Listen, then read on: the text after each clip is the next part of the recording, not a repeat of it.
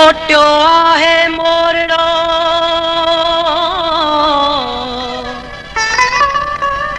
मोटियो आहे मोरड़ो होश कई हकल सिंधुड़ी तुंजा सूर मां आया जानू अजल सिंधुड़ी तुंजा सूर मां आया जानू अजल मिट्टी मंझ महल केराईंदा कोड़ जा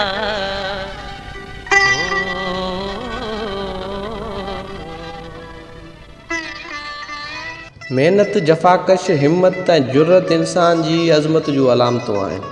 के इंसान पंहिंजी मुख़्तसर ज़िंदगीअ मां शोहरत माणे पंहिंजो नालो ॾींहुं क़यामत ताईं ज़िंदा रखंदा आहिनि।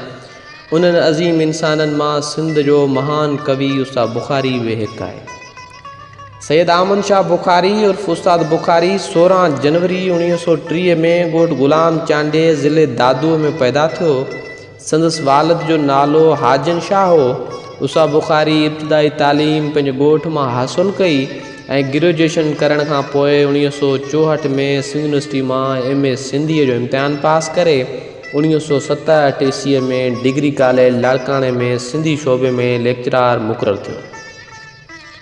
अहिड़ी तरह उस्ताद लाड़काणे दादू सांगड़ ऐं सेवण जे कॉलेजनि में लेक्चरार खां पोइ असिस्टेंट प्रोफेसर रही आख़िरकार डिग्री कॉलेज दादूअ मां प्रोफेसर जे उहिदे तां रिटायर थियो।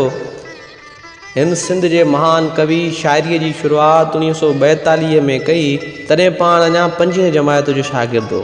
संदसि ॾाहप ऐं शहर जी वसत खे ॾिसी उस्ताद तोड़े हमकिलासी दाद ॾियण खां सवाइ रही न सघंदा हुआ। उस्ताद बुख़ारी 1950 ईस्वीअ खां बाक़ाइदगीअ सां मुशाइरनि में शिरकत करणु लॻो। संदसि शाइरीअ जी सुगंध जॾहिं शहर शहर वस्ती वस्ती झंग झर में फैलिजी वई, तॾहिं उस्ताद जदीद शाइरनि जी भेट में सभ खां वधीक ॿुधणु लॻो। अख़बारनि ऐं रिसालनि में शाया थियणु लॻो।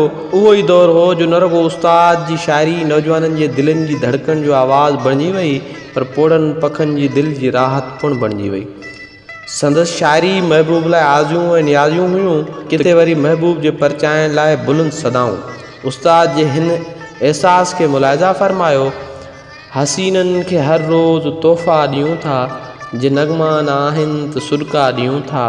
अमी जेके दिलदार दोखा ॾियो था, से दिलि खे बणाए दिलासा ॾियूं था। घणियूं चार बाज़ार जो चहचिटो आहे, असां खां वठो प्यार होका ॾियूं था। उस्ताद बुख़ारीअ जो गज़ल हुजे या गीत, नज़म आज़ाद नज़म या बैत, संदसि शहर में इंसान जी बेवसी तड़प ऐं दर्द जो खुलियल बयानु आहे। संदसि शाइरी आम माण्हुनि जे दिलनि जी तर्जुमान आहे। उस्ताद पंहिंजी शाइरीअ में रुसण परचण वारे अंदाज़ शानदार नमूने सां पेश करण में कामयाब नज़र अचे थो। संदसि बहितरीन मिसाल उन सिटनि मां मुलाहिज़ा फ़रमायो। जे मूं रोई ॾिनो त मुर्की ॾिनाई, फटनि ते ईअं लूणु बुरकी ॾिनाई। सॾे वाट वींदड़नि खे प्यारियां ड्रव ते, सॾे वाट वींदड़नि खे प्यारियां ड्रव ते, मूं मिंथूं कयूं पर न सुरकी ॾिनाई। सॼी ज़िंदगी में करे कुर्बदारी, अधूरो दिलासो बि कुरकी ॾिनाई। उस्ताद जी सॼी शाइरीअ में सूंहं जी वाखाण ऐं नींहं जी अज़मत जो बयानु समायल आहे। उस्ताद पंहिंजी शाइरी बाबति किताब कारे ककर हेठि में लिखे थो, आउं तिबई तौरु माली मिज़ाज माण्हू आहियां। हसीन रंगनि लज़ीज़ हुगाउनि शाइरी जे नगमनि जो प्यासी ऐं पर बाग़ खे जॾहिं बाह लॻी वई आहे, मां बि भड़की पियो आहियां। उस्ताद शाइरीअ में सूंहं लाइ सवें तशबीहूं इस्तारा कमु आंदा आहिनि। संदसि ॿोली ऐं बयान में कमाल जो जादू समायल आहे। बुख़ारी हक़ ऐं सच जो शाइर आहे। संदसि शाइरी पोरियत, हारी, नारी, कुड़मी, काछी ऐं ग़रीब माण्हुनि जी ज़िंदगीअ जी भरपूर अकासी आहे। पाण मज़लूमनि जो आवाज़ बणिजी वॾेरके ऐं जागीरदाणे निज़ाम खे निंदियो आहे। उस्ताद जॾहिं बि सिंध ख़िलाफ़ का साज़िश महसूसु कई त पाण सिंध जे आम माण्हुनि सां गॾिजी पंहिंजी धरती जे हक़ रोडनि ऐं रस्तनि ते अवामी जदोजहद में शामिलु रहियो। सोबो ज्ञानचंदानी लिखे थो, उस्ताद बुख़ारी फ़नकाराना नमूने में सिंधी अवाम जे मौजूदा मसइलनि ते लिखियो आहे।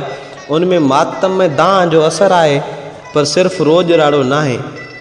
हुन सिंध जे अदीबनि, पोरियतनि ऐं बहादुरनि खे जदोजहद, मुक़ाबले ऐं हिमत सां मसइलनि खे हल करण लाइ ललकारियो आहे।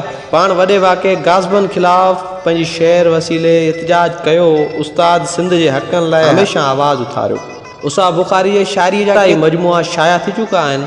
तंहिंमां पहिरियों मजमूओ गीत असांजी जीत असांजी 1971 में शाया थियो। उनखां सवाइ गीत गुलाबी ॿारनि जा ओतूं जोतूं लहर लहर दरिया कोकणिया कल्याण कारे ककर हेठि धरती सरती ज़िंदगी ओ ज़िंदगी न कम निबरियो न गम निबरियो वग़ैरह सिंध लाइ उस्ताद जो ख़िदमतूं क़ाबिल तारीफ़ आहिनि। सिंध पोरे ते सिंध जे हर हिकु ॿार ॿुढे तोड़े जवान खे फ़ख़ुरु आहे।